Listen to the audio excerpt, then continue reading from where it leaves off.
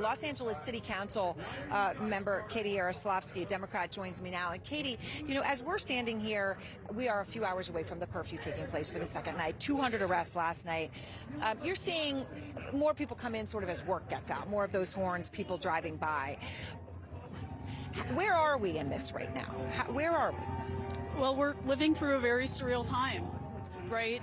We're watching the unraveling of democracy before our very eyes. And, this was a calculated increasing in intensity. It was a calculated move by the Trump administration. Last Thursday, Los Angeles was calm.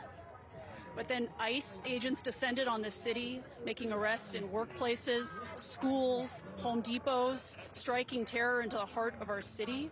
And then he did it again by federalizing the National Guard. The National Guard. That's right. California National Guard now federalized. That's right. Without the request, in fact, in opposition to what the governor and our mayor wanted, the city council, none of us wanted this. And then he further ramped it up, poured gasoline on it, intentionally inciting this sort of response by calling in active duty Marines. We have more military here right now than they have in Iraq. This is not what's making Los Angeles safe. This doesn't make us safe. This is theater, political theater. There are 700 Marines, of course, now at the ready. Right here outside Los Angeles. Trump just spoke a few moments ago. I want to play for you something that he said. Katie, here he is. I'm very proud to have helped Los Angeles survive. Los Angeles right now, if we didn't do what we did, would be burning to the ground. And that's not over yet. If we didn't do what we did, would be burning to the ground right now. That's how the President of the United States just described Los Angeles.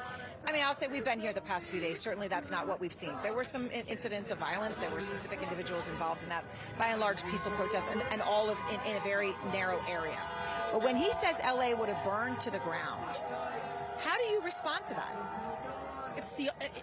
It's opposite day all the time with him, right? This is what he's done is actually make things much worse. Our LAPD is trained to handle normal civil disobedience. Most of what we've been seeing for the last week has been peaceful protests. And when it hasn't been peaceful, LAPD has stepped in and made arrests. If you're violating the law, if you're breaking the law, you're going to get arrested. But for the most part, people have been peaceful. What he's trying to do is distract from the fact that he's engaging in unlawful arrests and detentions of people and then disappearing them.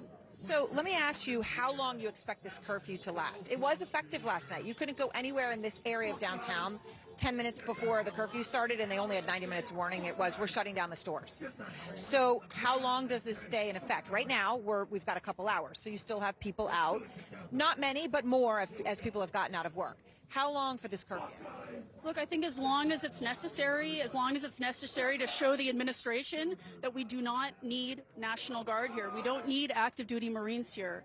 We are grateful for their service in other capacities, but the state of California, the city and county of Los Angeles have said in no uncertain terms, we don't need your help here right now. And in fact, it's making things worse. What you can hear and see around us right now, this is not making Los Angeles or Angelenos safer, and it's distracting from the fact that families are being torn apart and the rule of law is being trampled on right now by the Trump administration. In terms of where we go from here, the temporary restraining order that the governor of California requested to stop these National Guard that are right here from being taken over by the federal government was denied. Now, I know there's going to be hearing, there's a process here, but how big of a disappointment is that? It did not hit the hurdle with that federal judge in Northern California to pull them back, right? And here they are right now. It's frustrating and it's disappointing because Los Angeles is not as safe as it would be if they weren't here right now. And I know that people looking in from around the world see this chaos, but it's really mostly peaceful protest. And we have LAPD out in full force. We have mutual aid where we've called on other nearby local governments that are trained in civil disobedience and how to respond in a way that de-escalates rather than ratchets up.